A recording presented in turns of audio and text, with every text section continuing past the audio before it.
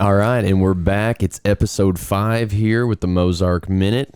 Coming to you from the studio, have, of course, behind the roadcaster, Devin Barnes, myself, Lucas Edington, and we have a very special guest today, the man, the myth, the legend. He has served as the mayor of Poplar Bluff, Missouri, spent I didn't know that. 2 decades of civil service in the form of the city council. He is also an avid outdoorsman, even an Eagle Scout. And more importantly, it's my daddy, Mr. Tracy Edington. Thanks for joining us today. Well, thank Morning, you. Tracy. Good morning. Yeah, thanks, fellers. Proud to be here. Absolutely. I had no idea he was the mayor. There's a lot about this gentleman that you don't know. You know, and I realized that actually leading up into this one, I was like, you know, I've talked to him a few times and he's a hoot and holler, but I really don't know much about Tracy. A national treasure. One could say Nicolas Cage is coming after you. Oh. Well, thank you again. Yeah, it's wow, I'm getting ready to hit 65. You look a years. day over 29. Well, thank you. Well, it's awful easy for me when I'm standing next to Lucas's pretty mother. Brownie points off the get-go. I like that. He's a pro. Hey, learn something from him. It sells. Right in the wheelhouse. Mr. Tracy, starting this off. You know, so you're a mayor. You've been a mayor. You know, you've done all these things. You're an entrepreneur.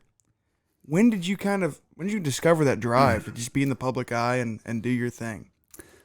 Well, I guess I became an entrepreneur and also Lucas's mother at the age of 40.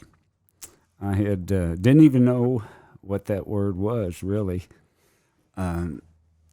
We were a couple of kids growing up, and I'd always worked for a paycheck in a family business that was very successful with a bunch of brothers and sisters, and had a little turn of events, and we started out on our own on the east side there 25 years ago. That's been in business longer than I've been alive. Lucas, do you realize that? Oh, yeah. I didn't realize. So we have this thing on the show. We talk about the miser all the time. Oh, yeah. Specifically, these gourmet hot dogs. Oh, yeah. Well, I've always kind of been a little bit of a card, I guess. Mispronounce things on purpose. Gourmet coffee, gourmet hot dogs, and of course, we have those guaranteed lottery chances over there also. Chances, yeah. Mm-hmm. I like that. Alrighty. Well, so you've been established for 25 years. You've been going for a hot second and kind of, just been doing what you do. So obviously over time it's, become easier to keep your established base there and your people there. But what are some challenges that you still face today in terms of, the miser? Well, challenges today are, product. Mm-hmm. Keeping a good quality product in there and good pricing. We are in a very, very competitive business, the convenience store business. My background is in oil, and I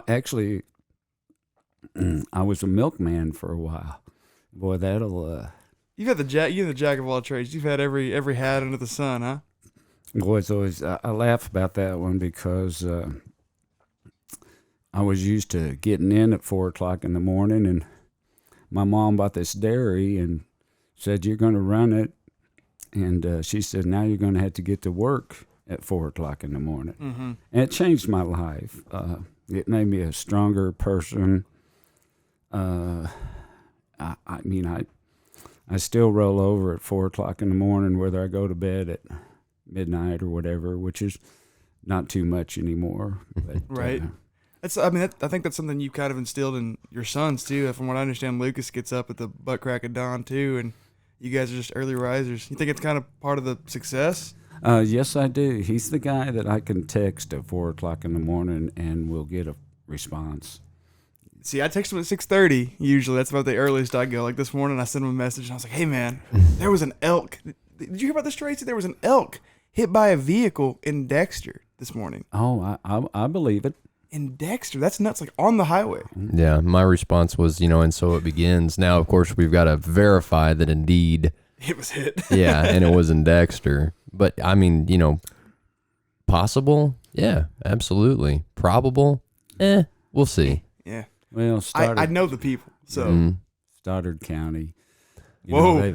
I mean, we love Stoddard County. They've become a very good county for wildlife Yeah. in the past several years. Like as we'll probably talk about the check station later on. And I can also remember a time when there was an elk that ran through Mitch and Andy Clark's field down there on 53 in about 1985.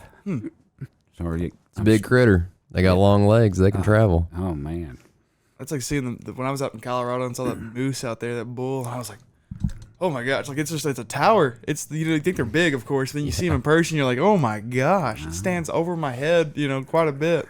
Yeah, you sent a picture of the critter. I want to see a picture of the automobile. I don't have a picture of the vehicle. I was kind of thinking that it was, of course, a young one. It was a calf still, but I don't know. I'll see if I can find one of those later. So you said check station? What's that about? well we, how long ago was that? Now that was 35 years ago. For about 10 or 15 years, Northside Citgo, Northside Shell, for the older folks, the old Archies. Northside was. We ran the check station when you used to physically check your critters, deer, turkey, or if you just had something you wanted to show off.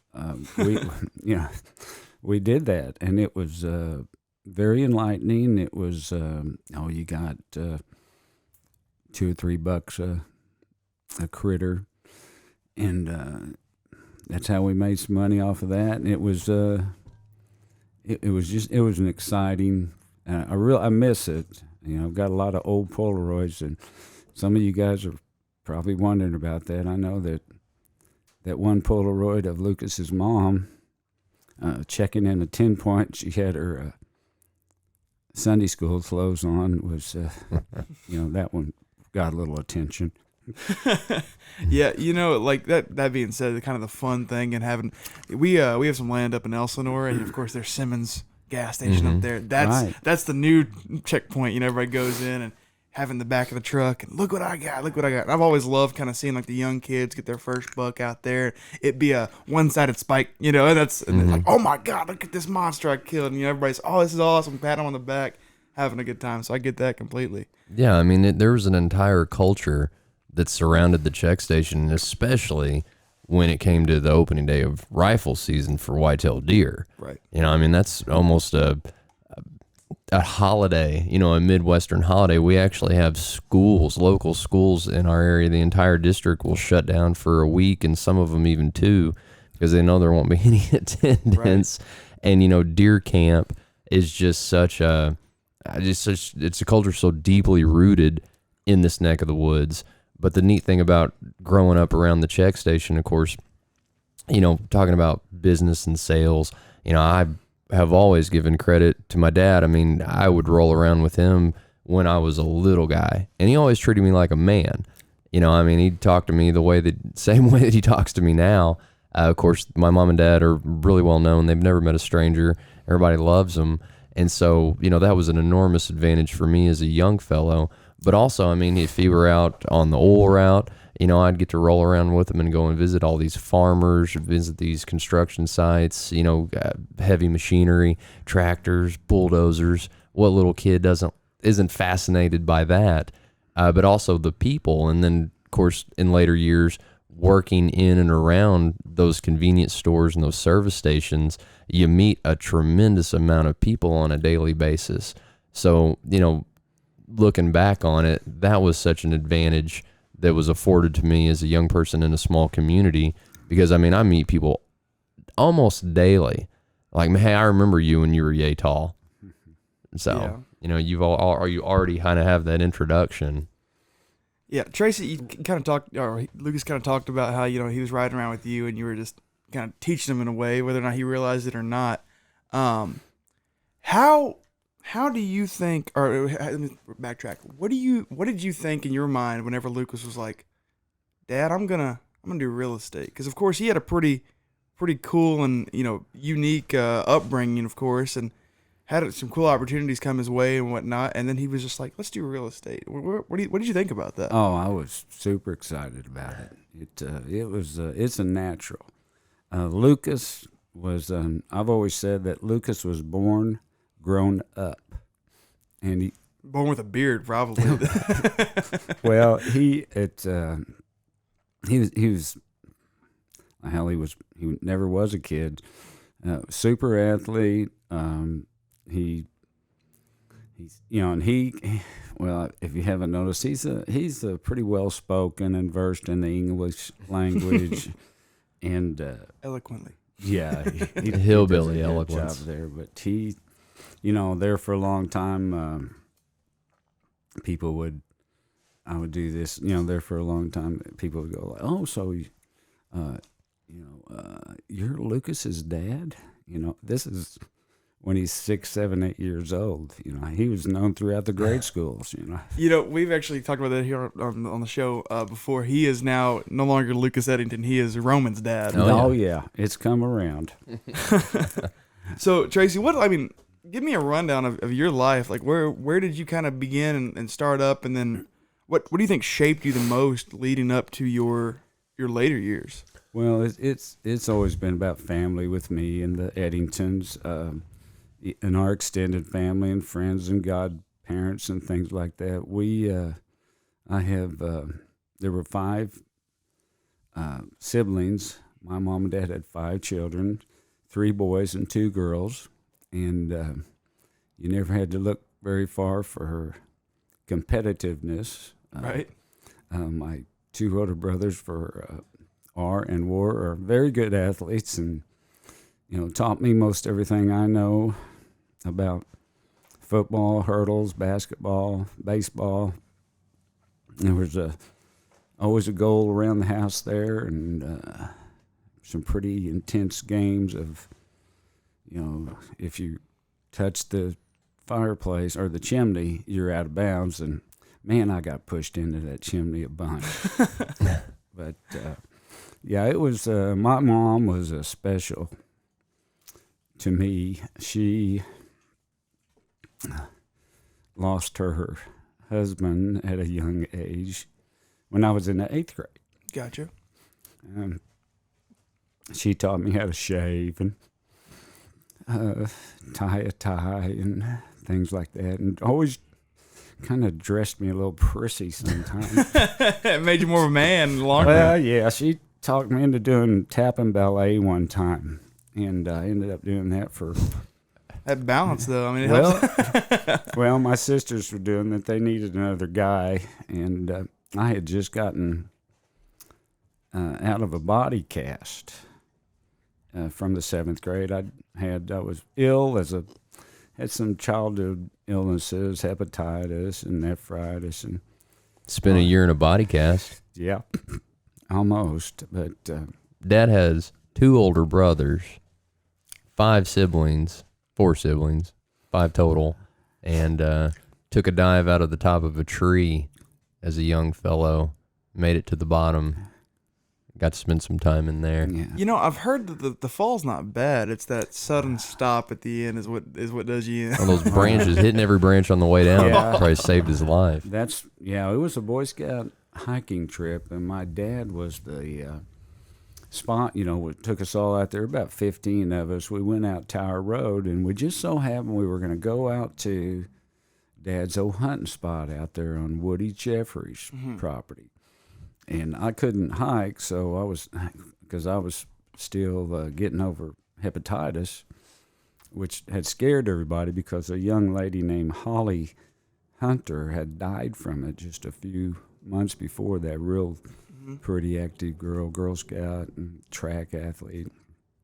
So I'm with Dad, and anyway, as soon as we get there, it's going to be a while before they get there. It's a 5-mile hike, and he's out looking for sheds. It's in January, and I decided to climb this tree, and while he wasn't looking, and boy, I'm up there, and I'm thinking, boy, they come by here, I'm going to throw stuff at them. You threw yourself at them. Well, they could throw stuff back, and I dodged a rock from a guy named Randy Johnson, and Forgive me, Randy. He was one of the older guys on the trip. But anyway, I stepped on a limb. My cousin described it best when he said, Pat Davidson, my cousin, said, you know, it would have been real bad if you hadn't hit all those limbs on the way down. Right. You don't feel anything. It just knocked the breath out of me, paralyzed me on one leg for a couple of days. And thank goodness for Dr. Robertson. Yeah. And a body cast, concussions, clavicles. Wow. Had broke my back in a couple places. That's crazy. I see. Again, I just find out more and more things about the enigma that is Tracy Edington. He's full of surprises. Well, that's why the tap and ballet came back, because I was really weak. I had no chest. When I came out of there, I was real skinny, and Mom said, you know, tap and ballet, I help you out. Yeah, right, yeah. Next for some spiffy dances with Lucas's mom, Tammy, that pretty girl. We can do them all. The jitterbug, all that stuff. The bump, my favorite. Hey, so how long were you the mayor? I was mayor one term, and I was mayor pro tem like 5 or 6 times with Betty Absher, because my agreement with her was I'll be your mayor pro tem if I never have to run a meeting, because believe it or not, I'm a little shy on that sort of stuff. But I always said I really enjoyed it. It was really fun. We had a great council back then, and being the mayor, I probably should explain it. It's you're not elected mayor, right? You're a councilman, and then the council elects the mayor. Right. So that's how that came about, and I always kind of joke around when I was mayor, everybody was happy. That's what everybody says, right? Right. Hey, so obviously you've got experience at life more than us young bucks in here, and you've kind of seen every side of the economy from way back when to now. What advice do you give for somebody that is wanting to kind of, I don't want to say follow in your footsteps, but kind of explore their own entrepreneurial route? What advice do you give to them in today's economy? Well, kind of joking around, if you're going to get in my business, you need about $200,000 or $300,000 laying over there. Yeah. That ain't doing nothing. Yeah.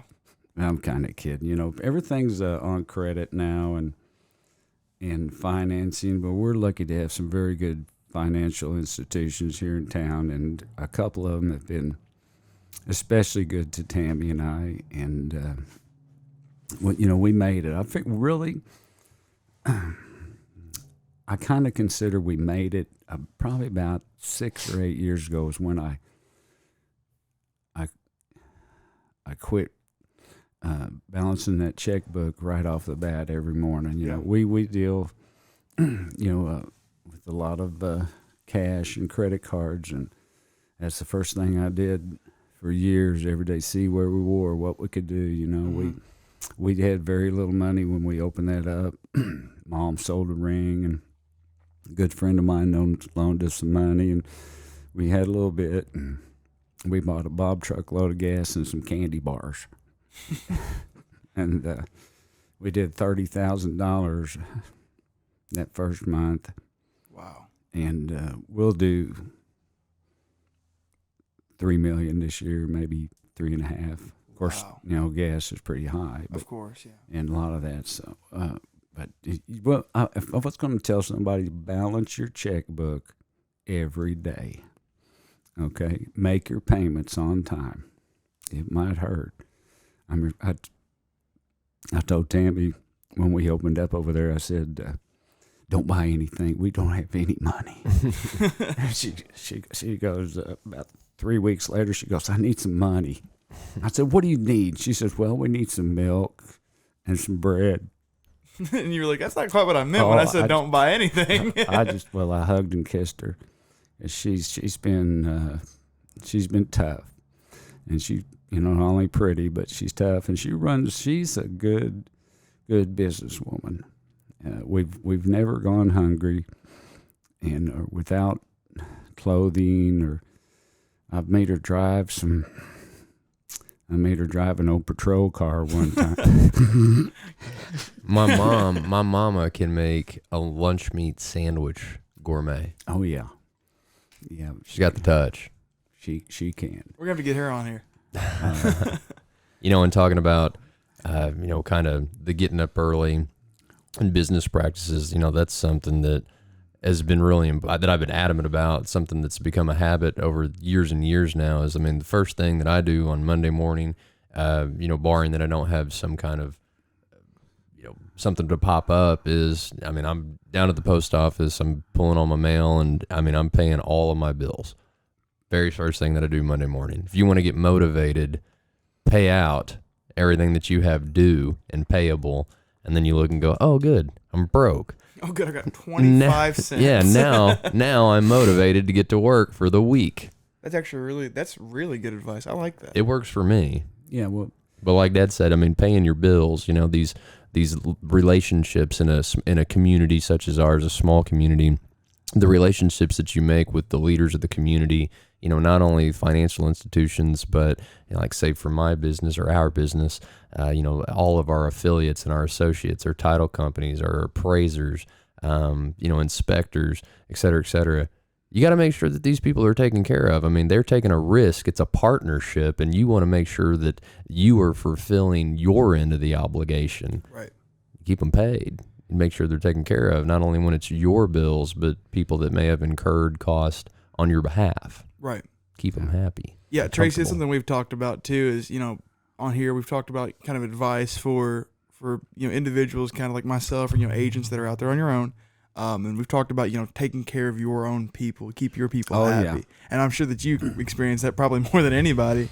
Oh, I know at one time in the oil company, the old family business, there were 53 people were under me that I was in charge of. And I've always said, and Lucas knows, and Patrick and Tammy, I'd never ask anybody to do anything I wouldn't do. Right. And what I realized there was, you take care of your good ones, and some of them that I was just a babysitter for. We had some 24-hour places, and I'd get the call at 10:45 that so-and-so hadn't showed up, so I'd go in and work, and I wasn't doing anybody any favors then. But you take care of your people, okay? And we've done that, especially at the Money Miser. I've had, Tom Eisenman has been I've been working with him for 27 years. Wow. And Paul, very loyal. Oh yeah. And I don't know if he's Lucas's uncle or maybe his big brother. Yeah, I think usually, hey, little brother. Yeah. But, excuse me, I have another gentleman that's been with me like 17 years. Wow.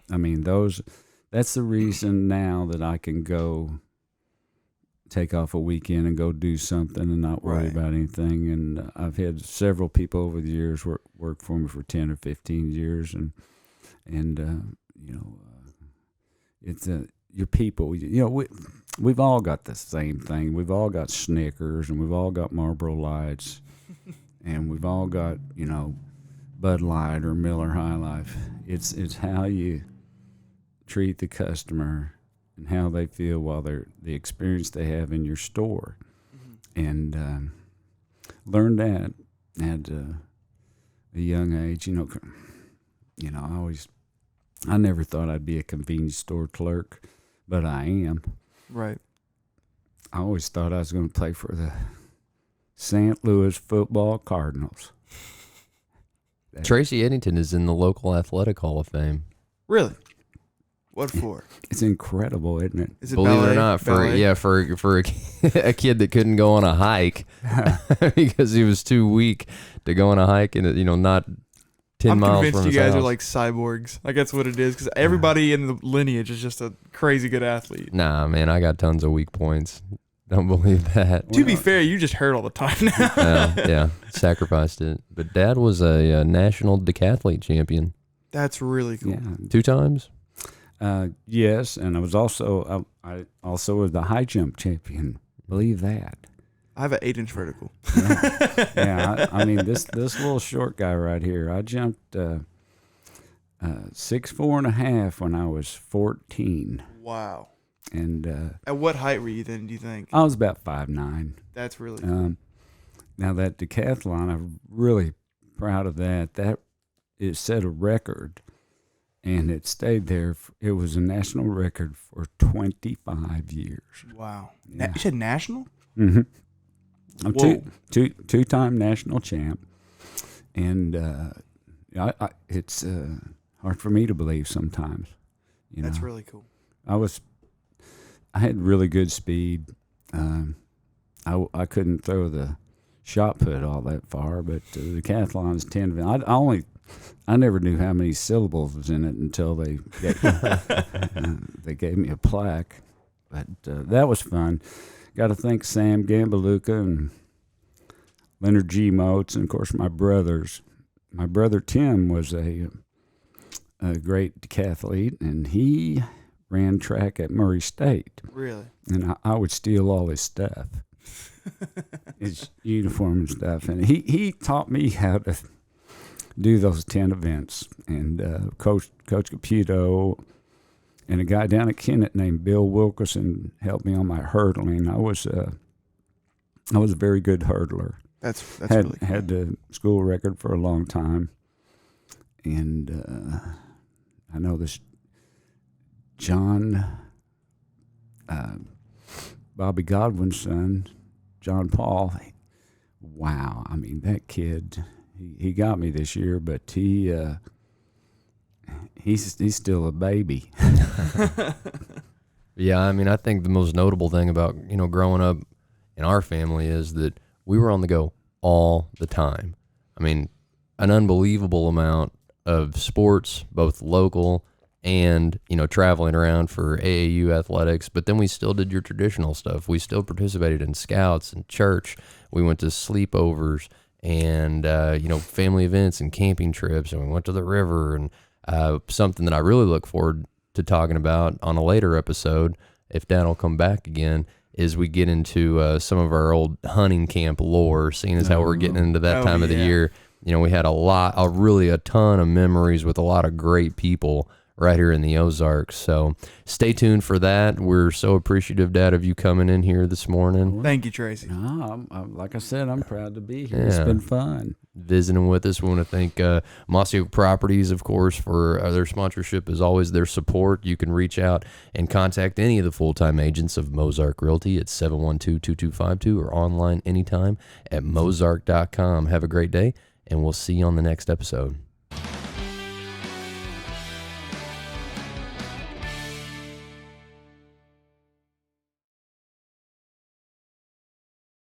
Hey guys, if you liked that episode of the Mozark Minute, be sure to check back every week on Spotify, YouTube, and Facebook as we keep you up to date on what's up to date. And every time we jump on this podcast, we're going to discuss more and more topics that not only you, the listener, wants to hear, but some, pretty interesting topics of our own. So stick around, check back in with us. Thank you so much from the Mozark Minute. See you next time.